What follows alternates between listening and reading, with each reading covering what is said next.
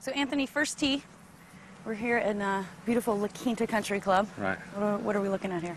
You know, it's a short hole, and during the Bob Hope, there's two options: to lay up short of the right bunker there, or try to cover that right bunker. And you know, in a practice round, I like to just hit driver on every hole. Are you typically an aggressive golfer?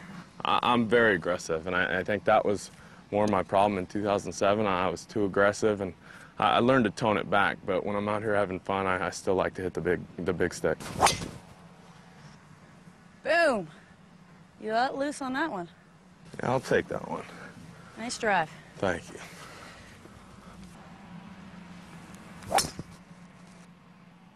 you. My parents were a huge influence on my life, and my mom more for the school aspect, but I really didn't want to go to college, and I thought I was good enough to turn pro out of high school, and she kind of tricked me into going into college, and you know what, it was the best thing for me, and I wanted to leave after my freshman year, and she said, you had such a great year, you should try it again and do better, and I can't turn my mom down, so I went again, and she said, well, you've done 2 years, you might as well do one more, and I promise I'll let you go on the third. And so after that third year, she pretty much said I have her blessing to turn pro, and everything worked out beautifully. Hang on, ball. Hang on. No! Sand, first hole. It's not a good start.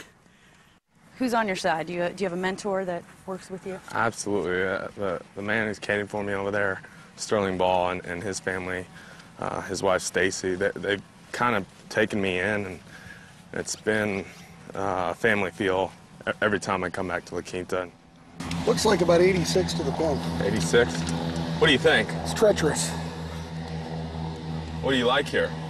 9-iron? Yeah, feather it.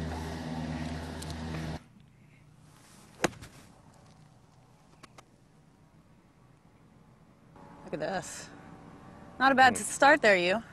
Well, inside 100 yards, I try to keep the same pace for every. So if it's 20 yards, it's the same pace. If it's 100 yards, it's the same pace. Usually, if I take it back here, that's about 75 yards with the same through. So I just try to control my distance with not with speed, but with length of the swing.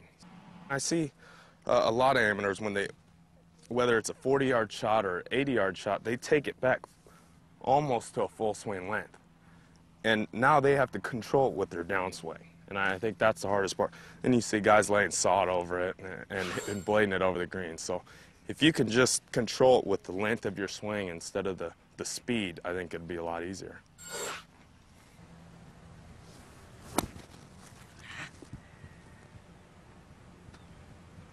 Okay, that'll work.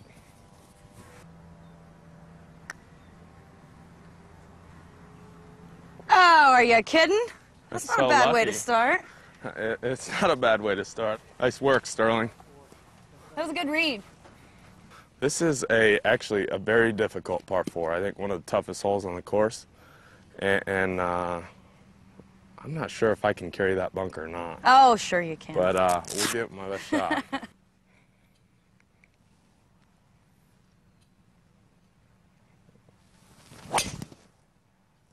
No need to carry it. Yeah. You hit it that straight. I'm getting lucky today.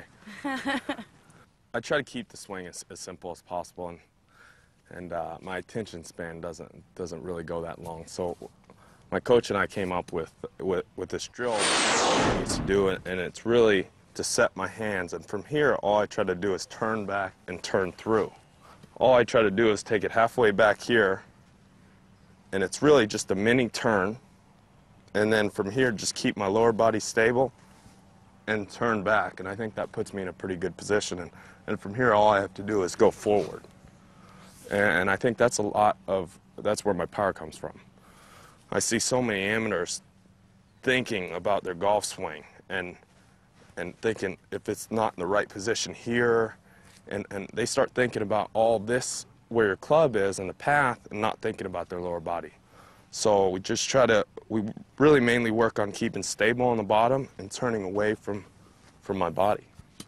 And this allows you, this right before your swing, this allows you just to get that feeling. Right. A little reminder. Right. Once I get here, I know I'm done. All I need to do is turn back. and I don't try to cock my wrists anymore or do anything funny there. Just halfway back and turn back through. The one key that I have is never to let my hands outrace, never to have my clubs outrace the hand. So whenever I'm hitting a chip, I always try to make sure that my handle is ahead of the club face. Now, Anthony, not to add any other pressure on you, but lateral hazard left, bunker right. You got a pretty narrow gap in there. Yeah, and there's a ball on the green, so you got a lot of pressure here. It's like water in the front. The water goes all the way around the side and the back. And if you miss the water and swap bunkers, we can skip it. Okay.